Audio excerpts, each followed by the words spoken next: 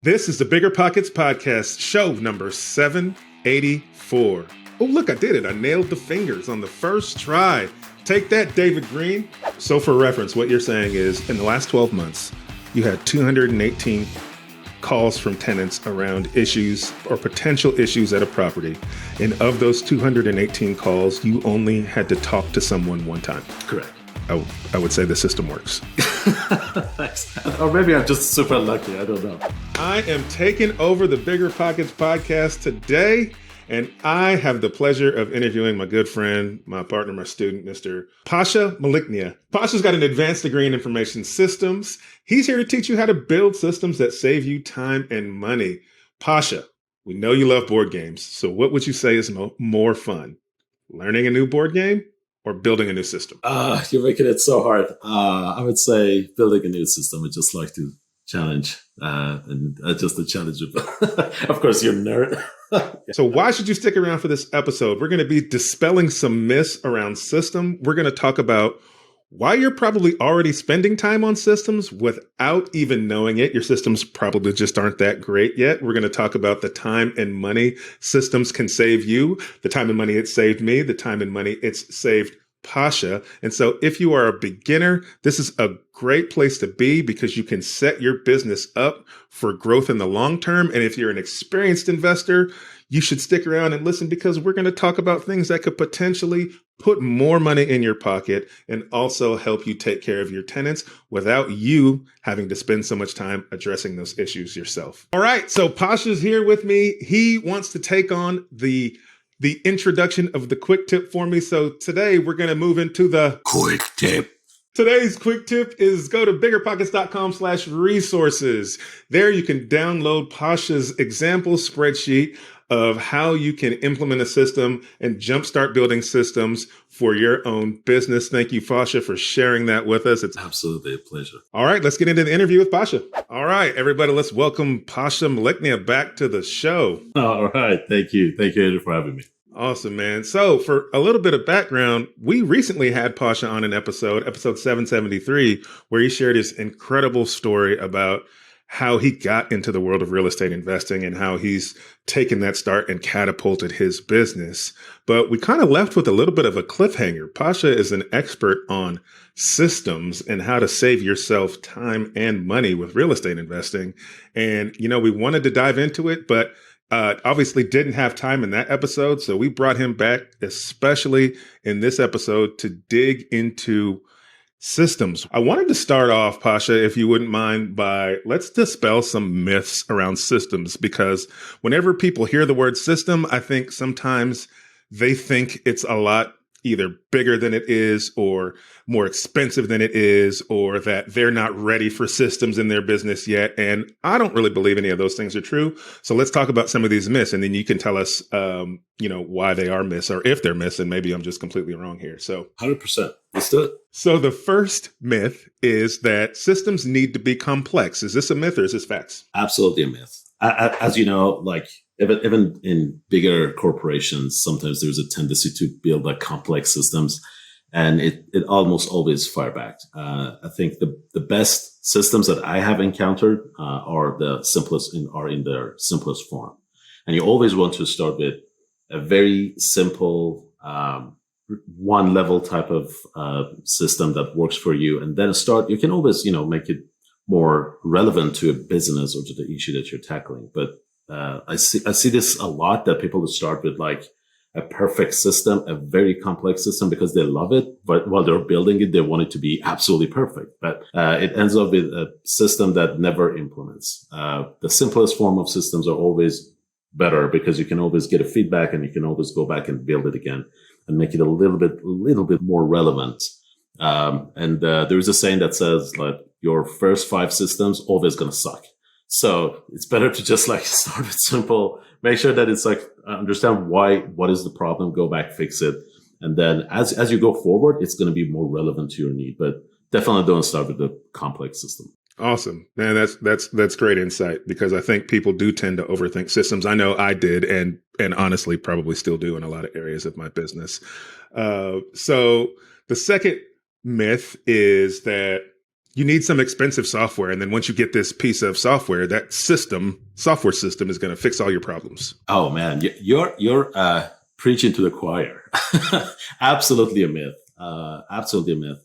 I've seen this a lot, almost in all the talks that I go to, all the workshops and everything. Like people reach out and like, okay, what software do you use? Like, what do you use for this? What do you use for that? And I always obviously tell them the answer, but it's like a lot of people want to start from the software. They think software applications or apps are the systems, which is 100% wrong. Basically, you always want to make sure that you start with your core issues of your business first. Then you walk that back and then you focus on what system can address that core issue that I have. And then you go out and, shop for the softwares or applications for it. An example I could say is like going to Home Depot and buy the first 5 tools that you see, from the shelf, and then go back home and try to build something with it. That's not how it works. You always want to make sure that you focus on a relevant tool for your need. And I see this a lot, man. They think like they just need to write a check for a big fancy software, and they think that all of the problems going to go away like magically. And I always tell them that you're in it for a big surprise, because that's not going to happen. Awesome. Yeah, that's a great way to look at it. Here's a fun fact about me. Even if I knew exactly what tool I needed to do a job and I walked into Home Depot and bought that tool, I would suck at that job. I'm just not handy. That's just not a skill set that I have. And so you also don't need to be handy to be a real estate investor. That's just a pro tip. Maybe we'll throw that at the end of the show. Pro tip for you new investors. So that's a fantastic point, because a lot of people think that systems mean I need to go buy a piece of software, and then I tell the piece of software, here's all the things that I do in my business. And then that piece of software says, awesome, this is how you should do those things. And it doesn't work like that. System is really just a set of processes, right, that you implement systematically over and over again, and it's supposed to save you time and money. So that can be anything. We talked yesterday when we were discussing this show, and you showed me one of your systems that was literally just a Google Sheet. Yeah. Right. Like everybody has access to Google Sheets. So it's not software you need. It's processes. 100%. And another thing that I want to add is, we are at the age of information technology that it's like the easiest time to build a software. And if we have like 5 softwares right now, we're gonna have like 20 by the end of next year. I promise you, right? And if you want to just chase the shiny software application, the newest trend, man, you're gonna spend a lot of money, and you're probably not gonna see great return out of that. So that's where you want to make sure that's like you always start from the business. You always start your systems around it, and then you go back and start shopping for something that is relevant to yours. The next myth that I want to talk about is, so I'm kind of going to skip one here because I think we kind of already hit it. Systems are only for large businesses. Obviously, we've touched on that. We know that systems are meant for any business of any side. It's just a process, right? But this one I think is really important, is that systems are only for out-of-state investors. When we talk about like systems are only for out of state, I think that's not relevant, because I think I'm the living example of this. We have about 20 units that almost all of them are within like 10 miles radius of where I live. But we kind of urge ourselves to make sure that we never step into any of them, because we want to have the freedom of geographical location. We want to be able to be anywhere we want and be able to renovate our homes and be able to manage all of our homes. We already have done the management piece. Now we're focusing on building our systems around rehabbing them remotely. But you definitely want to, if you want to be more passive in your business, I would recommend to start just thinking about building the businesses that you have on a platform that is scalable. And that is only doable if you have a good system in place. And you don't have to be out of the state. You can be as close as it can get to you, but you just don't want to be the element that is the center of your business. If I'm hearing you correctly, what you're saying is that systems are meant to save you time and money. And who doesn't want to save time or money no matter where you're located? But implementing systems when you are local as well, I would think gives you an added advantage, right?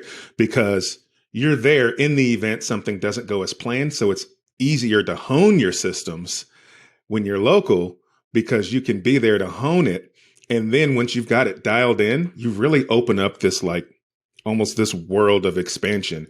Because if you're not tied to the geographic location of where your properties are, even though you're local, what's stopping you from picking a different market and expanding your business because you see an opportunity in a new market and now you're not held back by geographic location? So I think that's a phenomenal way to look at things. 100%, 100% agree with that. Great. So we've established it's about getting back your time, right? And that's why I think systems are truly for everybody, because most people get into real estate because they feel like it's a passive business. And then we all learn fairly quickly that it's absolutely not a passive business. But systems allow you to buy back that passivity in your business. And so you can still have a semi-passive business of real estate investing and make it more passive through the use of systems. And then you truly do get time freedom.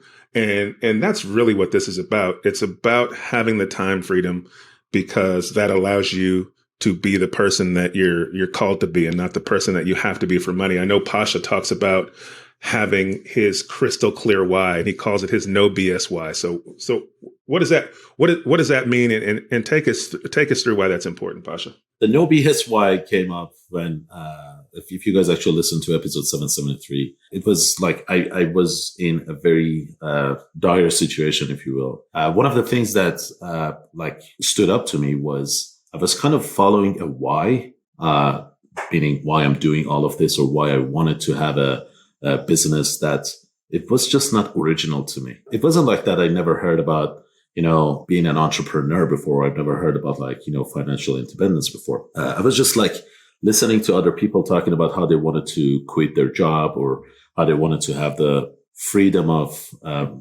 financial dependency on their job, which is great. Don't get me wrong. But, I was listening to it and I was like, yeah, cool. That's neat. I want that too. But I never took any actions on that because quite honestly, it was a BSY for me because I love my job. I honestly do. Almost every other successful entrepreneur I talk to, they always come like there's a why in their life that comes from the need part. It doesn't come from the want part, because everybody wants to, have a cool car to drive around. Everybody wants to have like a business that generates a lot of money. That's the aspect that you see on a lot of social media. But the moment that the rainbows and unicorn go away and there are some, alligators on the way and there are some, challenges on the way, they back out because that doesn't satisfy their want part. And that's the reason that I always recommend to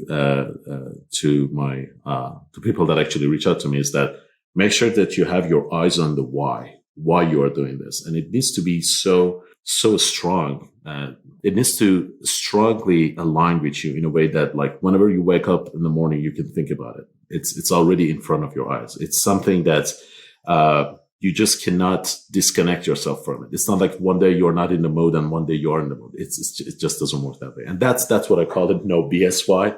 And it's really hard to get there. I mean, it's like almost you need to just dig deeper and deeper and deeper in yourself to get there. Yes, I completely agree. And I like that you call it the no BSY, because I'd never heard it called that before. But I've talked about it different with several of my other students. And it's, the way I've always pictured it is like people they're quick to say, I want financial freedom, or I want financial independence, or I want to build generational wealth, right? That's the buzzword, generational wealth. And like all of those things sound good, but I don't know that people truly understand what they mean. And like, for me, financial freedom is not a goal. It's not your why. Your why is what you get to do because you're financially free. Financial freedom allows you the time freedom to be the person that you're called to be, not the person you have to be for money. And typically when you're the person that you're called to be, you get to impact other people. So your why is typically rooted in who you get to be in service of other people. And so when you're thinking about your why, you're right. It's got to be the thing that drives you beyond the good days and the bad days, right? You said it best. You said you need it. You need it to happen, right? So if you're thinking right now, like, I want to be a real estate investor so that I can be financially free, that's great. Take it a step deeper. If you were free today, if you woke up and magically had all the rental property to produce all the cash flow you needed to live your lifestyle and to pay for all your life's expenses, what would you be doing with that freedom? Whose life would you be impacting with that freedom? That's where your no BS why lives. Agree? 100%. Absolutely. It's always like you see that picture then, and then you're like, oh man, wait. So now I have freedom, but my family sucks. Or something like, now I need to like put all of my undivided attention to my family. And then you're like, okay, this is what I need. Let's go for it. And then there is nothing that really can stop you, because you know exactly where you want to head to. We do this exercise with several of my students, and it's the cool part about hearing people dig into that is like who you get to be because you're free. A lot of people are like, well, now I get to retire my parents, right? Now I get to, send my parents on a trip or remodel my parents' house. Or now I get to take care of pay the medical bills for my sick family member who couldn't afford the proper medical treatment, right?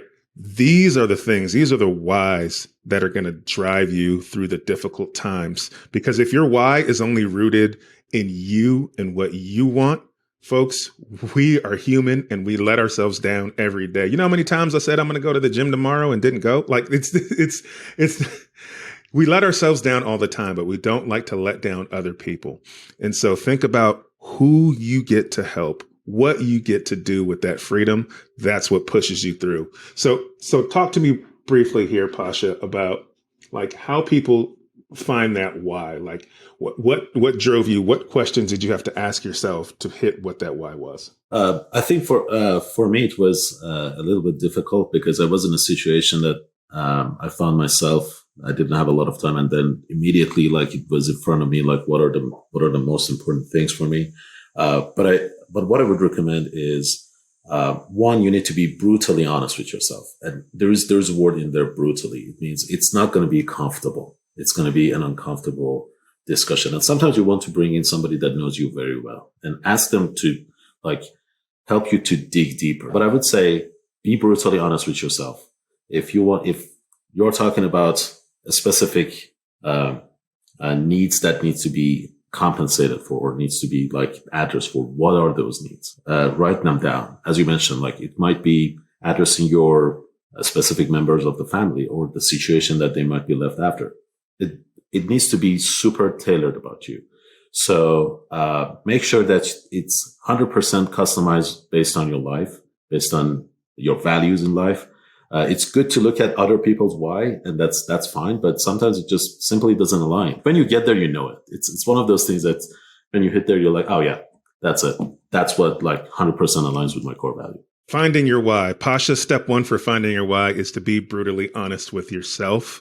He also talks about if you want to be rich or why you want to be rich, right? Diving into what that means. We talk about this a lot, with people. It's like, what's the wealth going to do for you? What's the wealth going to do for the people around you? And then you talk about when you define your why, is there something that you didn't clearly know before? That's a great point, because when you are digging into your why and trying to figure out what's truly driving you, it is uncomfortable. It's going to raise some questions. And now you might have some new information that you need to work through in order to figure out what that why is. And then this one, I believe, is hugely important, right? Is it something that excites you whenever you wake up in the morning? That's a fact. Like, this business excites me to no end. And what I like about this business specifically is getting to share with other people and help other people. I really had a bummer call with a tenant right before this, but knowing that I got to get on here and share real estate investing with all of you guys and chat with my friend Pasha and have him share his knowledge and wisdom with you is really lifted me up, because my why is rooted in making sure that I share this knowledge with people. So it gets me excited every day. And so if you answer no to any of these questions, it means that you need to keep digging. And I think that's great. And all these are coming from Pasha. And so what's awesome about this is, like, this is Pasha's system for having a why. This dude has a system for everything. So while we're on that topic, let's go ahead and let's dive into systems. Pasha sat down with me and reviewed his all of his systems for his business. And I was one who didn't implement a lot of systems. And it's more, and it's not because I don't think they're valuable. It's just I've always been a ready, fire, aim kind of operator and then make tweaks as I go. And when I sat down and went over to Pasha's system, I was thoroughly impressed, so much so that we started to implement several of the systems that he's using.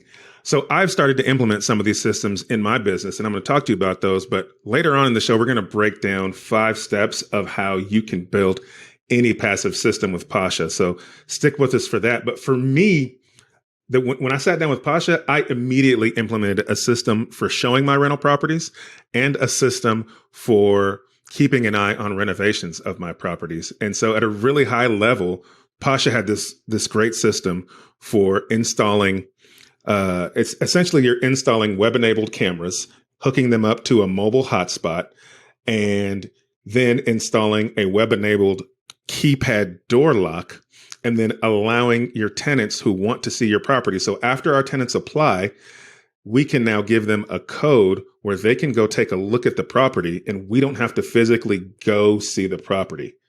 And what was huge for us is right when we sat down with Pasha about this, we were about to put a property on the market that was about a 45-minute drive away from where the rest of our properties are. And so I was like, man, this is going to save literally just 2 hours of driving time per appointment already off the top. Plus, if you calculate that, and I do that if I do 10 showings, right? That's what, 20 hours that you saved in just drive time? And so we were able to implement this on that property. We showed it virtually. No one ever complained. No one had a problem with it at all. The cameras would turn on when people would enter the room. So we would know when people showed up. We would know when they left. The codes, we would give them all cycled. So everybody had their own code. And it was really so much less time consuming and less painful that we've now implemented it for properties that are even close to us, because not only is it saving drive time, but it's saving the time that it takes to actually open up the property. And we all know as landlords, you set appointments for showings and about half of them people show up. Some of them don't even show. So you've wasted your time even going to a property and people just no show on you. So what a huge time saver for me. We're also using it when we're to monitor our rehab properties. So I know firsthand that some of these systems have been a lifesaver in my business. So Pasha, let's talk about, give us 2 of your favorite systems and then how they're saving you time or money. Oh, yeah, absolutely. As you mentioned, like the example that you brought up was a very good one. I think when we were starting this, we realized that when we want to show the property or when we want to have a better monitoring system on the contractors coming in and out, it needs to be something that can be done virtually. So exactly what you mentioned, that's what we implemented. All the cameras, all the web connections, and all the keypads all together. And they actually are now all in like different boxes. We've got like 7 of these boxes that are all paired. So all they need to do is to just send it to somebody, just plug them to the electrical plug, and then it's all going to be online. I think that's really one of my favorite ones. So you definitely took one of the favorite ones for sure. It saved us a lot of time. It still is saving us a lot of time, because it's just one of those things that you just buy them once and then you keep using them. Like, as you mentioned, you don't have to like be the person that drives all the way there. And tenants love it too, because they didn't feel pressure. They could go into the unit and they could look at it. My contractors also like it. It allowed us to understand who is the good contractor, who is not. Like if somebody says, "Oh, I've been working here like for 5 days," and they're like, "No, here's the log. It actually shows you've been working here for like 2 days. So let's wrap it up." And then there are some other people that they actually feel better when you have security in the area for all of the materials. I mean, all of this comes together into what you mentioned, the pain for business, which is basically how it's all kind of like connected together to solve a problem for you, which for us, it was not wasting time and not wasting energy. And it's also actually kind of like funny too. Like sometimes we go, because these are like two-way communications. So sometimes we go in there like with the contractors and we're like, "Hey, don't forget to like finish that wall. Like we need to get that done too." And first they're like afraid, like who's talking to them, and then they notice. It's actually pretty funny. That's one of them. The other one that's I really like is the system that I put together, which is basically the category of the issues that can go wrong in the properties, like in our rental properties. So, for example, it says if you have a let's say surge, or if you have overloading like electrical, and then we categorize it in plumbing area, landscaping area, basically handyman stuff, HVAC, things like that. And the problems are basically in here, and the solution to them or the remedy is also in front of them. And then at the end, it says, like, if none of these remedies work, then you need to contact this person for that issue. And that person is going to be like the plumber, electrician, like handyman. And then, of course, we have another page that has like, these are our contacts for electrician. These are our contacts for plumber. These are our contacts for so-and-so. So now with something like this, I can just step back, right? And now my virtual assistant, that is, working remotely, can address all of the concerns that, not all of them, but I would say 99% of the problems that our tenants have. They receive those. They basically come here. They match them with the problems here. They walk tenants through some of the problem solving. And sometimes our tenants are actually able to solve the problem themselves, like a small ones. Obviously, if it's serious or if it's something that can, create liability, we send a insured and licensed person to fix it. But sometimes there's some easy stuff that they can do. And man, our tenants love them. Like they absolutely love this because they get to solve the problem really fast. And it's great for us because we don't spend hundreds of dollars for every call. It's something that can be addressed. I think we address like 15% of our maintenance calls with doing something like this. And if it helps, I'm going to make sure that I send a template so that you can put it into the side notes. But again, this is just like a template. You need to go in there and see what are the things that are applicable to your business, and you can build something in there. But this is also definitely one of our front winners. This is really cool, Pasha. And so what I want to do is add a little context here for those who are listening and or driving and can't see.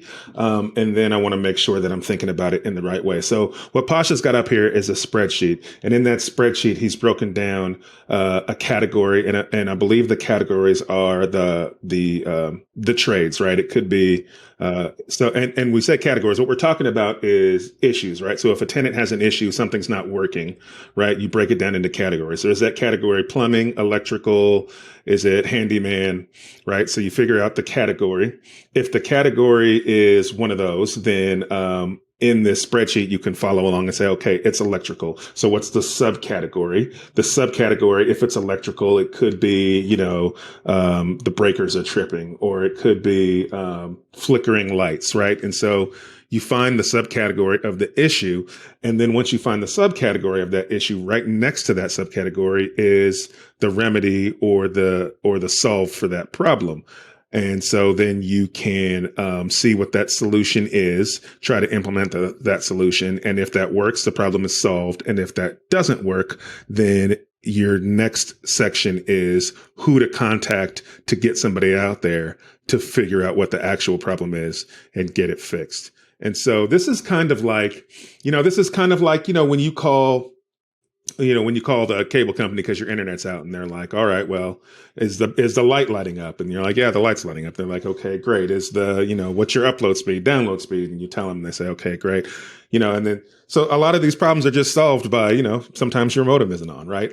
And so you're able to use this, and it's just a spreadsheet, right? It's just a Google sheet that you took the time to fill out on the front side with what issues you normally see, and then how you normally solve those problems, and then who to contact if this solve doesn't work. And what you've done is you've given this spreadsheet essentially to a virtual assistant. That is correct. Yes. And your virtual assistant takes the calls from your tenants. So you're not taking calls for toilets and anything. Your virtual assistant, this literally is their training. They just follow the spreadsheet, tell them what to do. If it doesn't work, then this spreadsheet tells your virtual assistant exactly which contractors to call. Is that correct? That is correct. So like in here, for example, and again, this is an example, guys. You can build it yourself, or if you want, again, I'm going to make sure that this is accessible to you as well. But the contact here tells the virtual assistant who they need to contact, because I don't want them to use their judgment for it. I want them to follow this written down system. So for example, in this case, it says, if let's say there's a surge that it just makes the fuse box flipping, then this is serious. You don't want to do anything. You want to contact an electrician. And then there's another page that has the job title and like people that are doing that, and it ranks them from the first to the last, so that start calling them. And this is great, because a lot of people, one of the myths of landlording is that people say, I don't want to be a landlord because I don't want to deal with tenants and toilets. And you just literally showed me a spreadsheet that deals with the tenants and toilets for you. So it's not that big of a deal, folks. So can you give us an example or break down in some way how much time or money is a system like this saving you in your business? Oh man, a lot. Like, how many calls is your VA taking, and like what's the volume you're seeing? We received about 218 tickets or calls in the last 12 months for our properties, because we actually kind of expanded, and all of them are addressed with my tenants. Now there are some examples that are like one-offs that are really weird, and it needs, like, for example, we had a thunderstorm. I mean, you and I are both living in Northwest Arkansas, so we know that thunderstorms are not that alien here. And then, like, there was a tree that coming like 45 angle about to hit the house, but it didn't. So obviously this was one of those things that we didn't have it in our system, and then we added it. So if there's a tree hanging around, like, call the tree person or tree removal person. And now from then they do it. But like, that was, I think, the only call that I had to chip in. I was like, okay, if that's the issue, you need to call this person. But then I build it into my system, so if it happens again, then I don't need to be pulled back into it. So for reference, what you're saying is, in the last 12 months, you had 218 calls from tenants around issues or potential issues at a property. And of those 218 calls, you only had to talk to someone one time. Correct. I would say the system works. Thanks. Or maybe I'm just super lucky. I don't know. And it's not just that, too. It's not just that. But what I want to highlight here is he only had to get on the phone one time, but he said his tenants love this. They're happy. They're not feeling a disconnect from customer service through this. Exactly. That's awesome. And that helps us a lot, right? Because when your customers are happy, when your renters are happy, the chances of them staying with you is more. So your vacancy actually starts, going lower, because they know that, like, whenever they have an issue, it's going to be addressed immediately. They don't have to, like, call the tenant and call the landlord, and then landlord calls the vendor, and, going back and forth. So this is just one of those things that it helps when you have everything in like this format. And again, I think you mentioned one thing that I really want to emphasize. This is built on Google spreadsheet, which is free, available, accessible to everybody. And it's saving us a lot of time. So another thing is, like, just go with what you think you want to do. Build a simple, tangible, easy to use system on whatever, even back of a napkin, and just to start getting it to work. Thank you so much, Pasha. I think that was a great example for people to see that systems don't have to be crazy expensive, and that they can benefit everybody and save you time and money. All right, so let's move on to the meat and potatoes of the show. The information people really want to know is, what are the 5 most important steps for building any passive system? The 5 steps we have here are inputs, processes, outputs, feedback, and the environment. What the heck does that mean? Pasha, give us an example. So what are the inputs for a system? So if you think about this, all the systems have these, like, input, process, output piece. So input can be anything, honestly, whatever you want to get into, so that you'd be able to convert it into something else. So the input could be any data point that you can find. For example, in the example that I showed, the input is going to be the problem, the issue that the tenants are facing, right? It's just the data point on the issue. It could be your P&L. If you want to have a system that checks your P&L and tells you if you're doing okay or not. The input needs to be really aligned. And that's, I think, the most important thing about input is the input is the most important thing that needs to be aligned with your core business issue. You don't want to have, like, extra information coming in. You want it to be right, crisp, addressing the exact problem that you're trying to solve and build the system around it. Thank you. So Input is what you feed into the system, and then process. What's the process? And I like how you related the inputs to the example we just saw. So let's continue that. Um, let's talk about what the process is, and then what's the process from the example you just showed us. So process is basically the engine of the system. That's what it is. It could be the step-by-step procedures so that it follows a certain flow chart to get to like a certain output.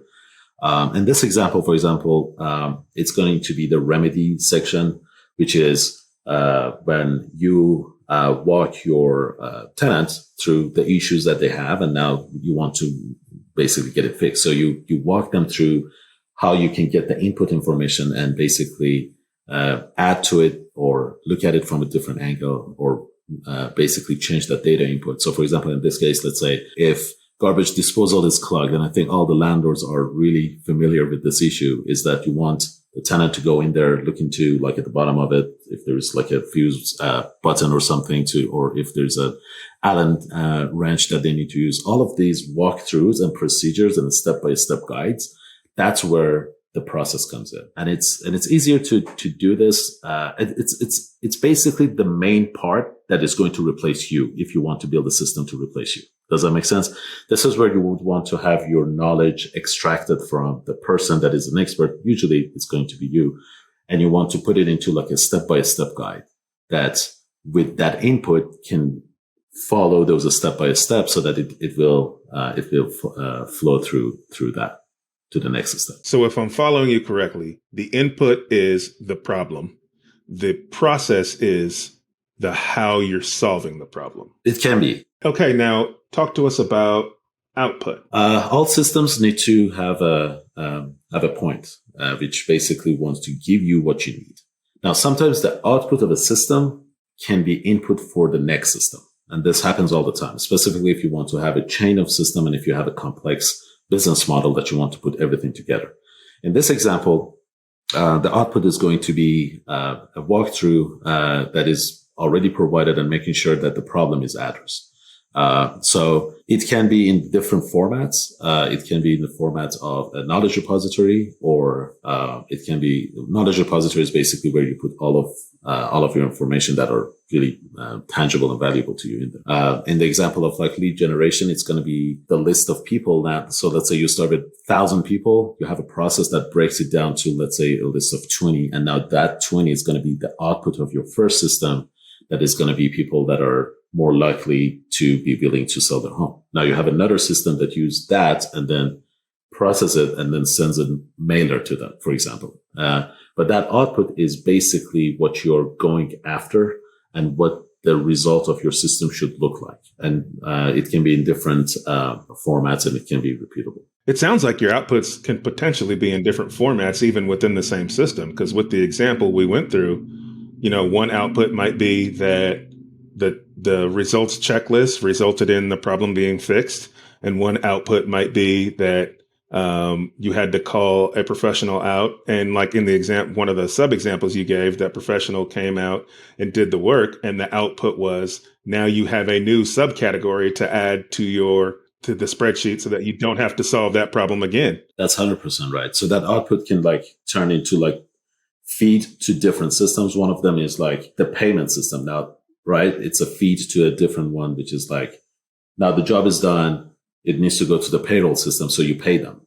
Again, you don't want to be the person who like writes the check every time. Another one is going to be the problem is solved. But it was a new one. So let's go back and add it to the system that we have, which basically is the next system, which is the feedback. Yeah, let's talk about that. So feedback. Okay. So the input process output is like quite common. I would say that even in like big corporates, when it's built, when the input is given and when the output is taken, everybody's like, hallelujah, we got there. That's the system we want. And man, I see this over and over again, which they just leave it like that. I'm like, okay, cool. System is working. And then they just go on to the next one. The problem is you build a system, but it's not a sustainable system. It's because if as the context changes, as the input changes, as the business world changes, your system needs to be alert. It needs to understand what's happening so it can adjust itself. So a good example of it is going to be identifying KPIs for how your system is working so that you know if your system is actually in good shape or not. So for example, in this case, again, going back to the maintenance system, the KPI for us is are our tenants happy about addressing their issues or not? So we send out 2 surveys every 6 months, basically every year. So every 6 months we send 1 survey, and we ask our tenants, like, how do they feel they are being treated? How do they think like their maintenance issues are being addressed? And that is a great KPI because it tells us whether it's something that eventually our tenants are feeling great about it or not. And if they don't, we need to come back. So that's our KPI, right? The first year it might work perfectly, but the second year it might actually not work really well. And it's going to raise a red flag that allows us to go back in there, dig into our system and see what was the issue, like what caused that person to not be happy about it. And then we walk it back, and then we adjust our processes, we adjust our input to make sure that next time we can address this. So the feedback is basically a loop that goes from your output to the process and to the input, to make sure that we update it and stay relevant. Okay, great. So if I'm understanding, the feedback or feedback loop is what takes your system from being a static system that never changes to a dynamic system that is changing or evolving as your business evolves. And so with the example you gave, you measure your tenants, basically you measure if they're satisfied with the work that's being done. If you are, great, the system keeps doing what it's doing. If you're getting a lot of feedback that tenants aren't happy, then you can dig deeper into that feedback and then adjust your system to address those feedback issues, and then continue to evaluate and make changes so your system is dynamic. And I'm going to go out on a limb here, and I'm going to guess that you have a system that does the feedback for you. I love that. I love that. You know I do. No, yeah, absolutely. So now you want to make sure that, again, that system, that feedback loop is also working the way that you want. So this is like a loop that you can it's like a spiral. You can just go down to it. But 100%. And again, start with something simple. Just input, process, output is perfect, but it's not, it shouldn't be like your final destination. Just put some KPI, make sure this KPI is good. If you want, you can always, as Henry mentioned, build another system for your KPI. But at the end of the day, you want to make sure that this is not like a one linear line. It actually goes back and it feeds itself so it stays relevant. Because if you do that, you're going to have to spend less time coming back to the problems that are not being addressed by your systems. Fantastic. So to recap, we got the 5 main components of a system. Is the input. That is the problem that you feed into the system. You've got the process. That's essentially how you're solving the problem or how you're addressing that issue. You've got your output, which can be the results of that process. And that can be a positive or negative result. And then you can make adjustments to your process through feedback and measuring the results.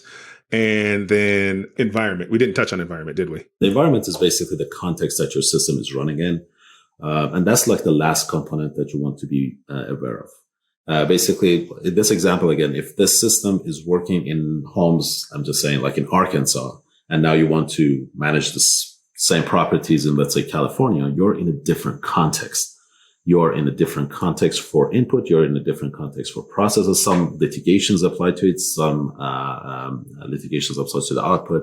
And that's where you want to be aware of that. Go back in there and adjust your systems to the context that they're running in to make sure that your system stays relevant. Thank you for breaking down that 5-step process, Pasha. That is great information. And I think it really helps not only to demystify systems, but make it seem like something everybody should be implementing within their business at some level. So before we go, give us some examples of some wins or some successes or some positivity that's come from you implementing multiple systems in your business that maybe you didn't expect. I think one of them is like, we were actually in Hawaii and my apartment got flooded. One of the ones that actually we had like a tenant in it, right? And usually that's, I'm not talking about like a leak or something. It was about to get flooded really bad. I didn't even notice. It was just on my like weekly report that I get from the virtual assistant that what's going on. Cause I always want to know like what's going on. And it was it was just addressed like automatically. The problem raised, they called. There's an emergency level on that system. It was a high emergency. They dispatched somebody like a plumber that is really good in mold remediation and all of that. Thank God it didn't get to any of this because we addressed it in like the first hour. And I think we spent about, all in all, we spent about like $800, and it included a new piece to the water heater. Which if I didn't have the system in there, I'm pretty sure my travel would have been ruined, and it wouldn't be a very pleasant experience for my tenant either. But it was addressed in the first couple of hours, and it was completely working fine. Which was to me, it was a great win because it showed me that it can work specifically when I needed it to. Yeah, man, that's a great example because you're right. No one wants to call when they're on vacation that one of their units flooded. And it always seems like that's when you get those calls, is when you're out having a good time. So that's cool that your system just kind of handled it for you and saved you all kinds of money and did exactly what it was supposed to do. That's amazing. Thank you for sharing that. All right. Thank you, Pasha, for giving us this breakdown of systems. There is some great information that you gave us because, again, systems, I like to think of it, and you kind of put this in my head, it's that we're all already using systems, right? There's a system is just a process you have in your business. And a lot of the times our processes just aren't great. And so thinking of systems isn't thinking of how can I go buy an expensive piece of software, or how do I spend a lot of time and effort to solve big level problems. It's just a matter of systematizing the things that are important to you, or the things that are taking the most of your time that you don't want to be taking your time, and giving it some inputs, some processes, and some outputs, and then providing some feedback to keep your systems dynamic. And you can really save yourself not just time, but money. And Pasha, thank you so much for being gracious enough to share a template, or a blank template example of that, of your what do you call that? I call it Residential Maintenance System XLX. your RMS spreadsheet. And so if you want to take a look at that spreadsheet template, you can go to biggerpockets.com/resources, where Pasha has been gracious enough to share that with us. And so let the people know where they can find you, Mr. Pasha. You can find me on Instagram at Techie Real Estate, TECHIE Real Estate, all one word. And also the website is 5dayscourse.com. These are the two places that you can find me. Great. And you can find me on Instagram as well. I am at the Henry Washington on Instagram. Thank you so much for joining us. Lots of great information there, Pasha. It's been a pleasure talking to you, and we wish you nothing but the best. Thank you, sir. Have a good one.